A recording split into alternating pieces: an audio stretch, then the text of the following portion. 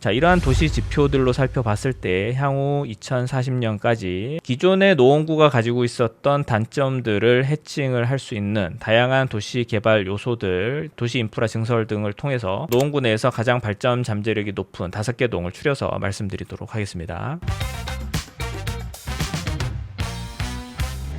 노원은 이 서울의 가장 북동쪽 끝에 위치를 하고 있습니다. 도심도, 강남도 가장 먼 거리에 있죠. 게다가 동쪽으로는 수락산과 불암산이 병풍처럼 둘러서 있고 서쪽은 중랑천과 경원선 철길이 도시를 길게 가르고 있습니다. 산과 하천, 철길로 사실상 갇혀있는 셈이죠. 더 뻗어나갈 땅도 또 옆 동네와 자연스럽게 이어질 통로도 부족한 그런 상황이죠. 사회 정책적인 부분도 한몫했는데요. 지금의 노원은 1980년대 중후반 이 정부와 서울시가 주도한 대규모 공영 개발로 한 번에 만들어졌습니다. 폭증하던 서울의 주택 수요를 빨리 받아내려고 이 상계, 중계, 하계 일대의 아파트를 대량으로 찍어낸 거죠. 문제는 처음부터 이 베드타운으로 설계됐다라는 점인데요. 일자리를 만드는 업무 산업 기능은 빠진 채 이 주거 기능만 채워 넣습니다. 게다가 중소형 임대 물량 비중이 높다 보니 서민 주거지라는 이미지가 굳어졌고 개발의 관심과 자본이 강남으로 쏠리는 동안 동북권은 늘 뒷순이었죠. 이 두 가지 원인이 겹쳐지면서 노원구는 3가지 치명적인 약점을 가지게 됐는데, 먼저 첫 번째, 일할 곳이 없는 베드타운. 아침이면 강남과 도심으로 빠져나가고 밤에만 돌아오는 도시가 된 거죠. 도시 가치를 끌어올리는 건 결국 낮의 경제력인데 노원엔 그게 부족했죠. 두 번째, 빠르게 낡아져가지만 갱신은 느린 도시. 확장 초창기에 지은 작은 평형 단지들이 이제 40년이 넘었는데 여태 사업성과 동의율에 막혀서 재건축이 오랫동안 멈춰 있었습니다. 셋째, 광역교통의 종착지. 4호선과 7호선은 강남이나 도심으로 한 번에 닿지 못했고 노원은 늘 환승을 거쳐야 하는 종착역이었습니다. 그런데 바로 이 약점들을 정확히 거꾸로 풀어내는 변화들이 지금 노원에서 동시다발적으로 일어나고 있죠. 그 변화가 어디에 집중되어 있는지를 보여드리는 게 이번 도시 잠재력 평가 콘텐츠의 목적이라고 할 수 있습니다. 자, 그럼 도시 잠재력 평가를 한번 주요 동들 기준으로 한번 살펴보도록 하겠습니다. 자, 먼저 첫 번째 항목입니다. 도시구조 위계. 노원구 같은 경우는 광역 중심이 한 군데가 있습니다. 창동, 상계, 광역 중심. 직접적인 영향권 안에 포함되는 동들은 상계 2동, 그리고 상계 6, 7동, 상계 10동, 3개 동이 되겠습니다. 지구 중심이 2개가 있는데요. 수락 지구 중심, 그리고 월계 지구 중심이 있습니다. 영향권 안에 포함된 동들은 월계 1동, 그리고 월계 3동, 상계 1동이 되겠습니다. 두 번째, 개발 축상의 영향력인데요. 자, 서울시 4대 혁신축 가운데에서 청년 첨단 혁신축, 바이오, 의료, ICT 개발축이 있습니다. 이 개발 축상에 포함되는 지역들을 좀 먼저 살펴보시면 청년 첨단 혁신축 상위에 이 월계 2동 그리고 하계 2동이 있고요. 그 가운데 거점 지역이 있죠. 광운대 신성장 거점 월계 1동, 월계 3동 2개 동이 신성장 산업 거점지에 위치해 있기 때문에 전체 개발 축상에서 가장 큰 영향을 받는 동들이 된다. 이제 이렇게 보시면 되겠고요. 교통 인프라 한번 살펴보시면요. 자, 향후 노원구에 가장 큰 영향을 끼치는 2개 노선이 있는데 먼저 첫 번째가 이 동북선입니다. 자, 왕십리역에서부터 상계역까지 성동구와 노원구를 연결하는 일양편성 경전철 노선이죠. 노원구에는 총 7개 역사가 설치될 예정이고 2027년 11월 개통을 목표로 현재 공사가 진행 중에 있습니다. 2개 역사의 영향을 받는 곳이 중계 4동, 중계 1동, 중계 본동, 하계 1동, 하계 2동. 한계 역사의 영향을 받는 곳이 상계 5동, 월계 3동, 월계 1동, 월계 2동, 상계 2동 되겠습니다. 몇 개의 역사가 포함되느냐에 따라서 가점이 다르게 적용된다. 이렇게 보시면 되겠고요. GTX C라인 양주 덕정에서부터 안산 상록수 그리고 수원 2개의 분기점으로 나눠지는 광역 급행 철도 2026년 4월에 실착공이 된 노선이고요.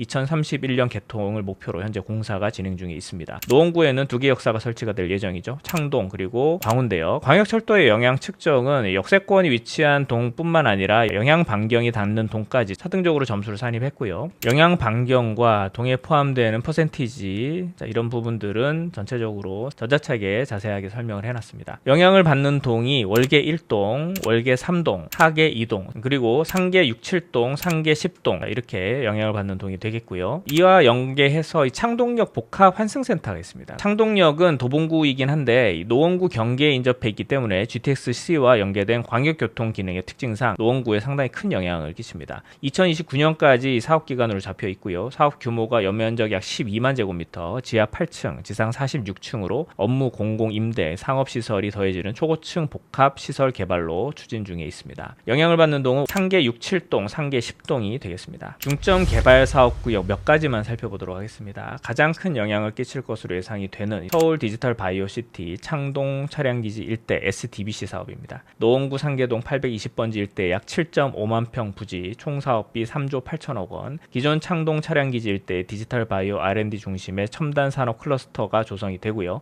첨단 산업 연구 인력 약 10,000명이 입주하는 것을 목표로 하고 있습니다. 생산 유발 효과 약 5조 8천억 원, 고용 창출 효과 96,000명, 산업단지 지정을 포함한 도시개발 사업 형태로 시행될 예정입니다. 2032년까지 사업 마무리를 목표로 하고 있고요. 영향을 받는 동은 상계 6, 7동, 상계 8동, 상계 10동이 되겠습니다. 그 가운데 상계 10동이 가장 큰 영향을 많이 받는 지역이라고 볼 수가 있겠고요. 광운대 역세권 미래복합도시 개발 총 사업비 4조 5천억 원, 월계동 85-14번지 일대 약 5.2만 평 규모 HDC 현대산업개발 주도로 현재 진행 중에 있고요. 기존 물류시설 이전, 지구 중심의 랜드마크가 조성이 되고 공공용지의 문화복합시설 3032세대 규모의 주거지와 공원 녹지가 조성될 예정입니다. 사업기간 총 2029년까지 마무리될 예정이고요. 직접적인 영향권 안에 포함된 동들은 월계 1동, 월계 3동이 되겠습니다. 마지막으로 도시 정비사업 살펴보도록 하겠습니다. 각 동별로 재개발 정비사업, 재건축 정비사업, 모아주택,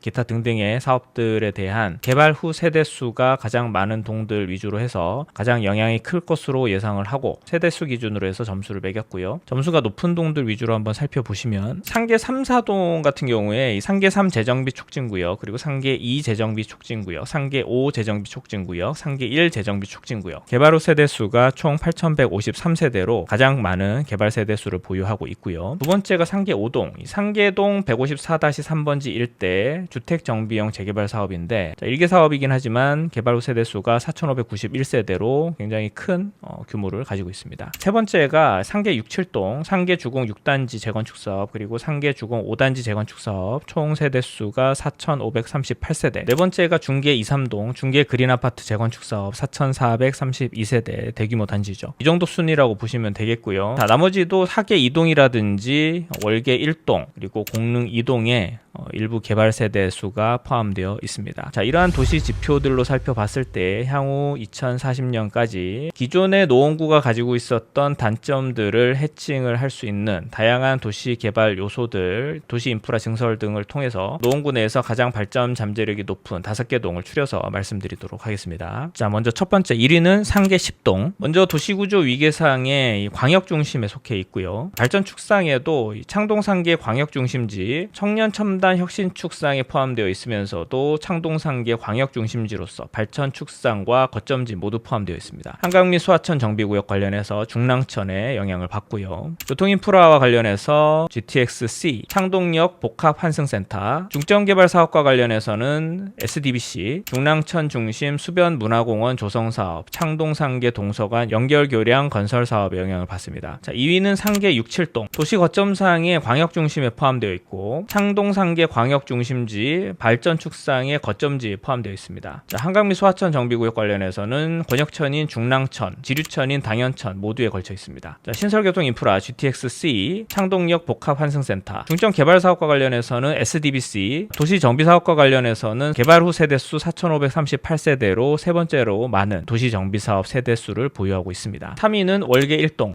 월계 지구 중심에 포함이 되어 있고요. 발전 축상의 광운대 신성장 산업 거점에 포함이 되어 있습니다. 신설교통인프라 동북선 GTX-C 라인에 영향을 받습니다. 창동역 복합환승센터, 신설도로 관련해서는 광운대역 월계로 간 도로 개설 사업에 영향을 받고요. 중점 사업 개발과 관련해서 광운대 역세권 미래복합도시 영향권 안에 포함되어 있습니다. 마지막 도시정비사업, 월계 동신아파트 재건축 사업, 월계동 534 일대 모아타운, 월계동 주택 재건축 사업 포함해서 2274세대의 개발 후 세대수를 보유하고 있죠. 4위가 월계 3동, 도시구조 위계상 월계 지구 중심을 포함을 하고 있고요. 발전 축상으로 광운대 신성장 산업 거점지에 포함, 한강 및 소하천 정비사업 관련해서 권역천인 중랑천의 영향, 신설교통인프라 동북선 GTX-C의 영향, 창동역 복합환승센터, 신설도로 관련해서 광운대역 월계로 간 도로 개설 사업, 중점 개발 사업 관련해서 광운대 역세권 미래복합도시 개발, 도시인프라 개발 사업과 관련해서 광운대역 체육센터 신축 사업에 영향을 받습니다. 마지막 5위가 하계 2동, 도시 발전 축상으로 청년 첨단 혁신 축상에 위치를 하고 있고 있고요. 한강 및 소하천 정비구역 관련해서 권역천인 중랑천의 영향을 받습니다. 신설교통 인프라 관련해서 동북선 GTX-C 라인의 영향을 받고요. 도시정비사업과 관련해서 하계 장미아파트 재건축 사업 2775세대의 영향을 받습니다. 자, 그렇기 때문에 종합 5위. 평가 결과 상위 5곳의 순위만 보시면 흩어져 보이지만 이 5곳에는 뚜렷한 공통점 3가지가 있습니다. 그리고 그 3가지 모두가 처음에 말씀드렸던 노원의 약점 3가지의 해법과 정확하게 맞아떨어지고 있죠. 먼저 첫 번째, 모두 도시 거점에 속해 있습니다. 상계 10동과 상계 6, 7동은 창동, 상계 광역 중심에, 월계 1, 3동은 광운대 신성장 산업 거점에, 하계 2동은 청년 첨단 혁신축 위에 있습니다. 그냥 주거지가 아니라 서울시 도시 기본 계획상에 여기를 키우겠다라고 지정한 자리라는 뜻이죠. 베드타운의 약점을 도시구조의 위계 상승으로 풀고 있는 거고요. 둘째, 상위권 지역 모두 일자리를 만드는 대형 복합 개발을 끼고 있습니다. 상계동에는 창동 차량기지 일대에 서울 디지털 바이오시티 SDBC가 들어서죠.